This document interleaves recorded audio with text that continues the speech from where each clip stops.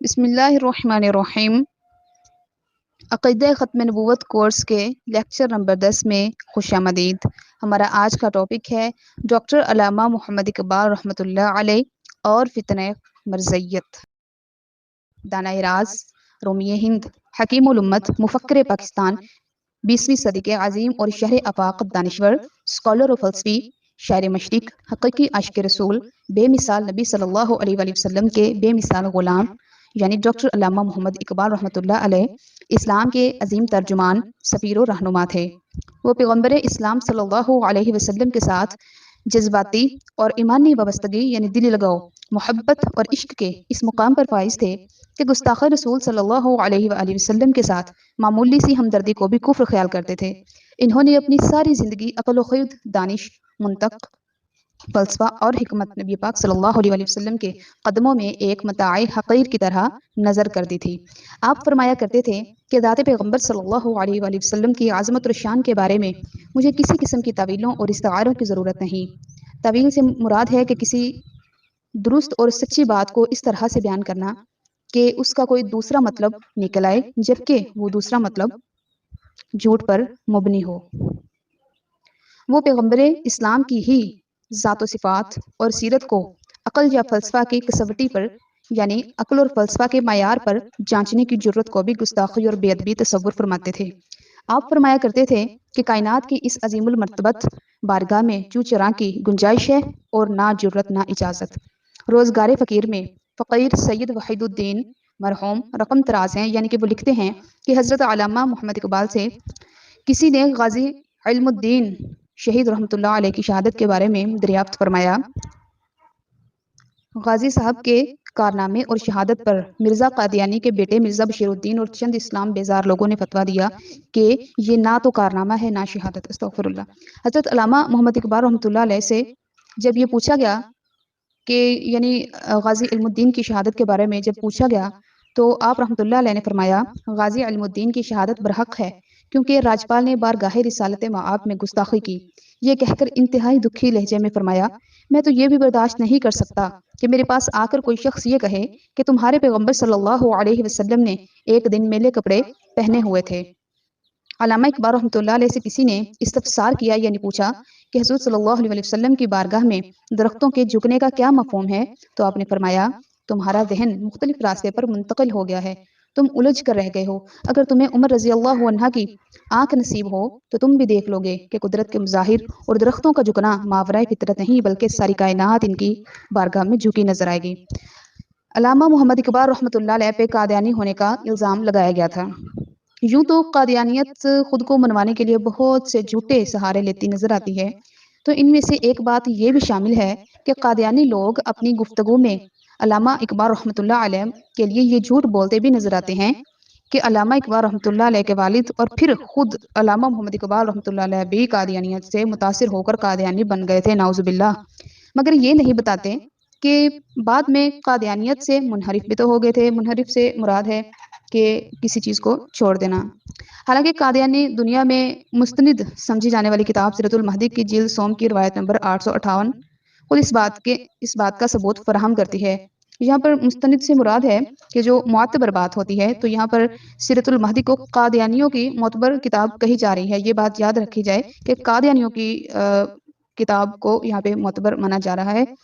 تو سیرت المہدی کے مطابق ڈاکٹر سر محمد اقبال رحمۃ اللہ علیہ جو سیالکوٹ کے رہنے والے تھے، ان کے والد کا نام شیخ نور محمد تھا جن کو عام لوگ شیخ نتھو کہہ کر پکارتے تھے۔ شیخ نور محمد نے غالباً 1891 یا 1892 میں مولوی عبد الکریم صاحب مرحوم اور سید حامد شاہ صاحب مرحوم کی تحریر پر حضرت مسیح موعود کی بیعت کی تھی۔ یہاں پہ مسیح موعود جو ہے وہ مرزا قادیانی کو کہا جا رہا ہے۔ ان دنوں سر محمد اقبال اسکول میں پڑھتے تھے اور اپنے باپ کی بیعت کے بعد وہ بھی اپنے آپ کو احمدیت میں شمار کرتے تھے۔ پھر سیرت المہدی کی یہی روایت آگے چل کر یہ اقرار کرتی بھی نظر آتی ہے کہ مگر اس کے چند سال بعد سر اقبال کالج میں پہنچے تو ان کے خیالات میں تبدیلی آ گئی اور انہوں نے اپنے باپ کو بھی سمجھا بجھا کر احمدیت سے منحرف کر دیا۔ منحرف سے مراد یہی ہے کہ اس کو چھوڑ دینا۔ تو یہاں پر پہلے تو قادیانیوں نے یہ کہا کہ علامہ محمد اقبال رحمۃ اللہ علیہ خود قادیانی بن گئے، پھر انہوں نے اپنی کتاب میں یہ بھی کہا کہ بعد میں علامہ محمد اقبال رحمۃ اللہ علیہ کے جو خیالات تھے وہ تبدیل ہو گئے، اور پھر انہوں نے اپنے والد صاحب کو بھی سمجھا بجھا کر قادیانیت سے پیچھے ہٹنے کو کہا اور پیچھے ہٹا دیا۔ یہ بات بحوالہ کہی گئی ہے اور اس کا آگے حوالہ بھی دیا گیا ہے۔ سیرت المہدی کی اس روایت کو پڑھ کر یہاں دو باتوں کا اظہار بہت ضروری ہے کہ اول یہ کہ جو قادیانی وقتاً فوقتاً یہ راگ الاپتے رہتے ہیں کہ علامہ اقبال اور ان کے والد صاحب مرحوم قادیانیت کے پیروکار تھے۔ ایسے قادیانی اپنے گھر کی گواہی پڑھ لیں کہ کچھ ہی عرصہ بعد یہ دونوں باپ بیٹا قادیانیت سے علیحدہ ہو گئے تھے، اور علامہ اقبال رحمۃ اللہ علیہ نے نہ صرف قادیانیت سے علیحدگی اختیار کی تھی بلکہ شدومت سے قادیانیت تحریک کی مخالفت بھی کی۔ یہاں شدومت سے مراد کے بہت پرزور طریقے کے ساتھ قادیانی تحریک کی مخالفت کی، اور اپنے ہم اثر یعنی کہ اپنے زمانے کے جو نوجوان تھے ان نوجوانوں کو اس قادیانی تحریک کے عزائم سے بھی آگاہ کیا۔ یاد رکھیں کہ علامہ اقبال رحمۃ اللہ علیہ کی قادیانی تحریک سے علیحدگی کی جہاں اور بہت ساری وجوہات ہیں، وہاں ایک یہ بھی تھی کہ جس کو خود علامہ اقبال رحمۃ اللہ علیہ نے اپنے پاس سے بتایا، یعنی کہ یہ ایک وجہ بتا رہے ہیں کہ ذاتی طور پر مجھے قادیانی تحریک سے اس وقت کھٹک پیدا ہوئی، کھٹک سے مراد کے شک پیدا ہونا، جب بانی قادیانیت نے نعوذ باللہ حضور نبی کریم صلی اللہ علیہ وآلہ وسلم سے بھی برتر ایک نئی نبوت کا دعویٰ کیا اور اس خانہ ساز اور جعلی نبوت پر ایمان نہ لانے والوں کو کافر قرار دیا۔ یہاں پر ڈاکٹر علامہ محمد اقبال رحمۃ اللہ نے یہ بات بتائی ہے کہ قادیانیوں کی جو بات میرے سامنے آئی جس کی وجہ سے میں نے قادیانیت کو چھوڑا وہ یہ تھی کہ مرزا غلام احمد قادیانی نے ایک نئی نبوت کا دعویٰ کر دیا تھا، اور پھر ساتھ میں یہ بھی کہا کہ اس جو نئی نبوت پر ایمان نہ لائے گا وہ کافر ہے۔ ظاہری سی بات ہے، مسلمان جو حقیقی مسلمان ہیں وہ کبھی بھی قادیانیت کی جھوٹی نبوت پر ایمان نہیں لائیں گے، تو قادیانی نے یہاں پر مسلمانوں کو کافر قرار دیا ہے۔ اور اسی صفحہ پر پھر آگے چل کے جو اگلی بات ہے وہ بھی موجود ہے کہ علامہ محمد اقبال رحمۃ اللہ علیہ نے مزید یہ فرمایا کہ میرا شک و شبہ اور کھٹک اس وقت بغاوت میں تبدیل ہو گئی جب میں نے اپنے کانوں سے ایک قادیانی کی زبان سے رسول اکرم صلی اللہ علیہ وآلہ وسلم کے بارے میں توہین اور تحقیر امیز کلمات سنے۔ علامہ اقبال رحمۃ اللہ علیہ اس قادیانی فتنہ کے بارے میں مزید فرماتے ہیں کہ بات یہ ہے کہ درخت اپنے جڑ سے نہیں پھل سے پہچانا جاتا ہے، پھر ایک زندہ اور سوچنے والے انسان کو اپنی رائے بدل لینے کا حق حاصل ہے۔ ایمرسن کے بقول صرف پتھر ہی اپنے آپ کو نہیں بدل سکتے۔ تو علامہ اقبال رحمۃ اللہ علیہ نے حضور اکرم صلی اللہ علیہ وسلم کے بعد دعوی نبوت کو شرک پھر نبوت فرمایا ہے۔ تو علامہ اقبال رحمۃ اللہ علیہ نے 1902 میں سب سے پہلے قادیانیت پر وار کیا۔ یہاں پر یہ بات یاد رکھنے کے قابل ہے کہ جہاں قادیانی علامہ محمد اقبال رحمۃ اللہ علیہ کو قادیانی اور احمدی کہہ رہے ہیں تو یہ بات یاد رکھی جائے کہ قادیانیت پر جو سب سے پہلا وار کیا تھا وہ ڈاکٹر علامہ محمد اقبال رحمۃ اللہ نے ہی کیا تھا۔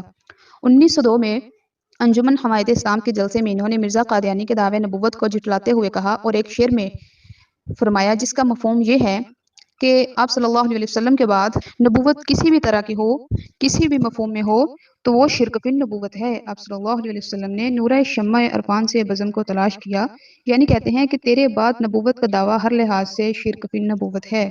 آپ صلی اللہ علیہ وسلم کے بعد چاہے ذلی نبوت ہو یا بروزی وہ کفر و شرک ہی کہلائے گی۔ کہ قادیانی دائرہ اسلام سے خارج ہیں۔ ڈاکٹر علامہ محمد اقبال کے نزدیک جو قادیانی ہیں وہ دائرہ اسلام سے خارج ہیں۔ 1914 میں علامہ اقبال رحمۃ اللہ علیہ نے لکھا ہے کہ قادیانی جماعت نبی کریم صلی اللہ علیہ وسلم کے بعد نبوت کی قائل ہے تو وہ دائرہ اسلام سے خارج ہے۔ علامہ اقبال رحمۃ اللہ علیہ نے 1901 میں ایک بیان میں کہا کہ جو شخص نبی کریم صلی اللہ علیہ وسلم کے بعد کسی ایسے نبی کا قائل ہو جس کا انکار مستلزم کفر ہو، یعنی کہ جس کا انکار جو ہے لازمی طور پر کفر ہو، تو وہ خارج از اسلام ہوگا۔ اگر قادیانی جماعت کا بھی یہی عقیدہ ہے تو وہ بھی دائرہ اسلام سے خارج ہے۔ اگر قادیانی جماعت کا بھی یہی عقیدہ ہے تو جو قادیانی ہوں گے تو پھر وہ بھی اسلام کے دائرہ سے خارج ہوں گے، یعنی جو بھی قادیانی مرزا غلام احمد قادیانی کی نبوت پر ایمان رکھتے ہیں تو وہ دائرہ اسلام سے خارج ہیں۔ قادیانی آپ صلی اللہ علیہ وسلم کے گستاخ ہیں۔ قادیانی سے بیزاری کے بارے میں علامہ محمد اقبال رحمۃ اللہ علیہ لکھتے ہیں کہ ذاتی طور پر میں اس تحریک سے اس وقت بیزار ہوا جب ایک نئی نبوت بانی اسلام کی نبوت سے اعلیٰ تر نبوت کا دعویٰ کیا گیا اور تمام مسلمانوں کو کافر قرار دیا گیا۔ بعد میں یہ بیزاری بغاوت کی حد تک پہنچ گئی جب میں نے تحریک کے کارکن کو اپنے کانوں سے آپ صلی اللہ علیہ وسلم کے آپ صلی اللہ علیہ وسلم کے متعلق نازیبہ کلمات کہتے ہوئے سنا۔ علامہ اقبال رحمۃ اللہ علیہ کا فرمان ہے کہ قادیانیت یہودیت کا چربہ ہے۔ تو چربے سے مراد یہی ہے کہ قادیانیت بالکل یہودیت کی طرح ہے۔ جس طرح یہودی مسلمانوں کے دشمن ہیں اسی طرح قادیانی مومنین کے دشمن ہیں۔ قادیانی اسلام اور ملک دونوں کے غدار ہیں۔ علامہ محمد اقبال رحمۃ اللہ علیہ کا خط پنڈت جواہر لال نہرو کے نام، لاہور 21 جون 1936۔ میں اس باب میں کوئی شک و شبہ اپنے دل میں نہیں رکھتا کہ یہ احمدی اسلام اور ہندوستان دونوں کے غدار ہیں۔ بحوالہ کتاب پرانے خطوط، حصہ اول، صفحہ نمبر 293، جواہر لال نہرو۔ یہاں پہ حوالہ بھی دیا گیا ہے کہ علامہ محمد اقبال رحمۃ اللہ علیہ کے کس خط میں یہ بات کی گئی تھی۔ مندرجہ بالا اقتباسات سے مراد کے مندرجہ بالا جو تحریر تھی اس سے یہ بات واضح ہے کہ گستاخان نبوت کافر اور پاکستان دشمن ہیں اور اکھنڈ بھارت کے منصوبے پر عمل کر رہے ہیں۔ اکھنڈ سے مراد ہے کہ بھارت کا تقسیم نہ ہونا، اکھنڈ بھارت یعنی کہ بھارت کو توڑا نہ جائے اور اس کو ناقابل تقسیم رکھا جائے اور یعنی غیر منقسم ہو۔ تو یعنی کہ یہ چاہتے ہیں کہ پاکستان اور بھارت پھر سے ایک ہو جائے، اس کا مطلب اکھنڈ بھارت کا مطلب یہی ہے۔ تو لہٰذا ان کا وجود پاکستان میں ناقابل برداشت ہے اور وہ پاکستان میں بیٹھ کر اور پاکستان سے باہر آئین پاکستان کو اس لیے ختم کرنے کے درپے ہیں کہ اس میں انہیں کافر اور غیر مسلم قرار دیا گیا ہے اور یہ آئین پاکستان میں ان کے لیے کوئی گنجائش نہیں رکھتا۔ مرزا طاہر نے موجودہ عدلیہ انتظامیہ اور اس کے تنازع میں قادیانیت کے اس مذموم مقصد کو حاصل کرنے کی کوشش کی کہ کس طرح یہ بحران شدید ہو۔ مرزا طاہر نے موجودہ عدلیہ انتظامیہ اور جو اس کے مطلب تنازع تھا یعنی کہ جو جھگڑا تھا، اس جھگڑے میں قادیانیت کے اس ناپاک اور برے مقصد کو حاصل کرنے کی کوشش کی ہے کہ کس طرح یہ بحران شدید ہو، آئین معطل ہو جائے یعنی کہ آئین برخاست ہو جائے اور قادیانیوں کو کھل کر کھیلنے کا موقع مل جائے، مگر خدا نے انہیں ناکام کرتے ہوئے ان کے مقاصد بے سود بنا دیے ہیں۔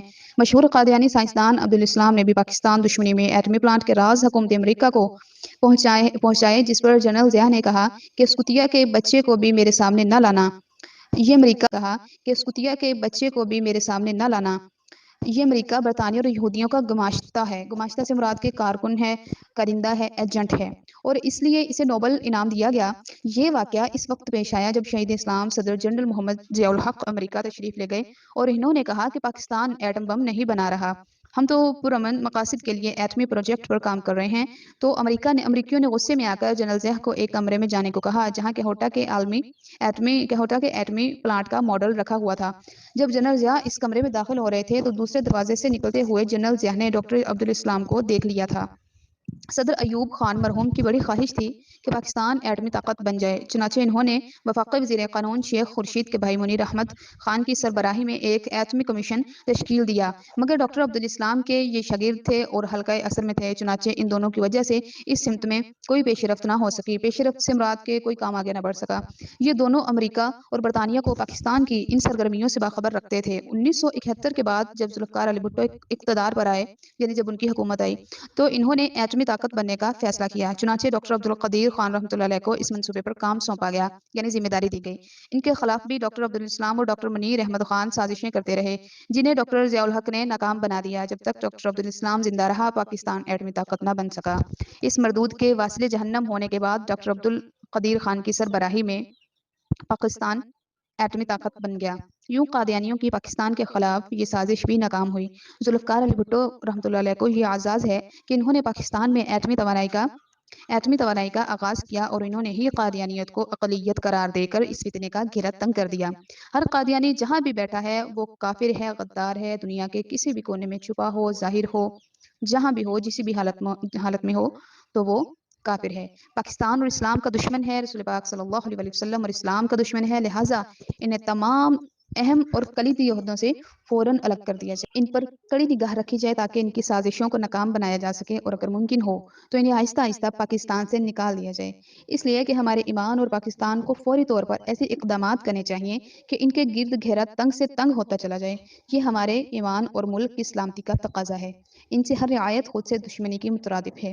علامہ محمد اقبال رحمۃ اللہ علیہ ساری زندگی قادیانیوں کے مخالف رہے اور تاجدار خاتم الانبیاء نبی کریم صلی اللہ علیہ وآلہ وسلم کی اتباع کو متاع ایمان کہا ہے یعنی کہ ایمان کی دولت کہا ہے۔ اقبال رحمۃ اللہ علیہ کا فرمان ہے کہ وہ نبوت ہے مسلمانوں کے لیے برگ حشیش جس نبوت میں نہیں قوت و شوکت کا پیغام، کی محمد سے وفا تو نے تو ہم تیرے ہیں، یہ جہاں چیز ہے کیا لوح و قلم تیرے ہیں۔